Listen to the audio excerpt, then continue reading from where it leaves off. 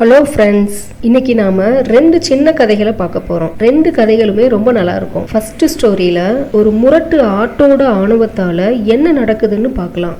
ஒரு பெரிய மலையின் அடிவார பகுதியில சின்ன சின்ன வீடுகள் இருந்துச்சு. அங்க வாழ்ற மக்கள் தங்களோட பிழைப்புக்காக ஆடு மாடு இன்னும் பிற கால்நடைகளை வளர்த்து வந்தாங்க. அந்த பகுதிக்கு பக்கத்துல ரிவர் ஒன்னு ஓடிட்டு இருந்துச்சு. அதனால மலையடிவாரத்துல பச்சை பசேல்னு புல் வளர்ந்துருந்துச்சு. மலையடிவார மக்கள் வளர்க்கும் ஆடுகள் அங்க வளர்ந்துள்ள புற்களை திங்க வரும். மாடுகளால சரிவுல நிற்க முடியாததால மாடுகள் அங்க வர்றதில்ல.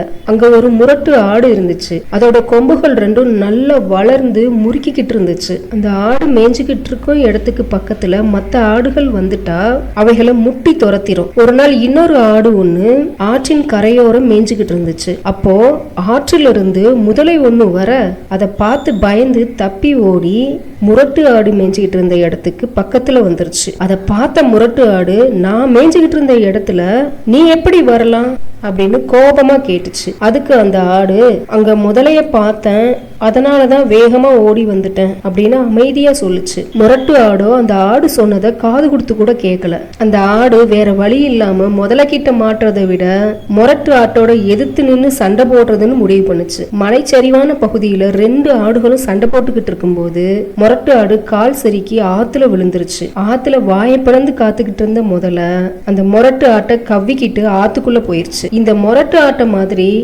தான் பெரியவன், தனக்கு தான் எல்லாம் தெரியும் அப்படிங்கிற ஆணவம் திமிரு இருந்துச்சுன்னா நமக்கு தான் நஷ்டம் ஃப்ரெண்ட்ஸ். நெக்ஸ்ட் ஸ்டோரி, எறும்பு பூரான்ல யார் வல்லவங்க அப்படின்னு பார்க்கலாமா?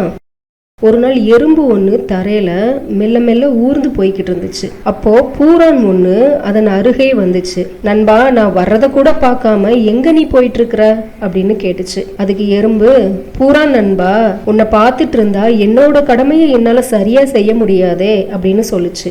அப்படி என்ன முக்கியமான கடமை அப்படின்னு பூரான் கேட்டுச்சு. மழைக்காலத்துக்கு தேவையான உணவை வெயில் காலத்திலேயே தேடி சேர்த்து வைப்பது என் கடமை அப்படின்னு சொல்லுச்சு எறும்பு. மேலும் உன்கிட்ட பேசிட்டு இருந்தா என்னோட கடமையை செய்ய முடியாது அப்படின்னு சொல்லிட்டு எறும்பு அங்கிருந்து போயிருச்சு. பூரானுக்கு எறும்பின் மேல் வருத்தம். அதனால எறும்ப மட்டம் தட்டியே ஆகணும் அப்படின்னு ஒரு பிளான் போட்டுச்சு. அடுத்த நாள் எறும்பு வரும் பாதையில நின்னுக்கிட்டு, எறும்பே, கடமையை சரிவர செய்தால் மட்டும் நீ வல்லவனாக முடியாது. உன்னால் என்ன போல வேகமா ஊர்ந்து வர முடியுமா?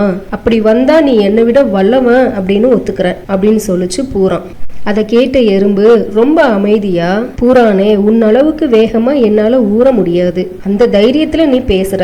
ஆனா நான் செய்யும் சில விஷயங்களை உன்னால செய்ய முடியாது. அதனால யாரு வலியவன் அப்படிங்கிற போட்டி எல்லாம் வேண்டான்னு சொல்லுச்சு. ஆனா பூரானோ, அப்படி என்ன சாகசத்தை நீ செய்வ அப்படின்னு கேட்டுச்சு. பிறகு எறும்பு பூரானை ஒரு தண்ணீர் தொட்டியின் மேல் உட்கார வச்சு வேடிக்கை பார்க்க சொல்லிட்டு கரைக்கு பக்கத்துல இருந்த ஒரு துரும்புல ஏறி தண்ணியில விழுந்துச்சு. அந்த துரும்ப பிடிச்சுக்கிட்டே தண்ணியில மிதந்துச்சு. அந்த துரும்ப பிடிச்சு நீந்தி மறுகரைக்கு போயிருச்சு.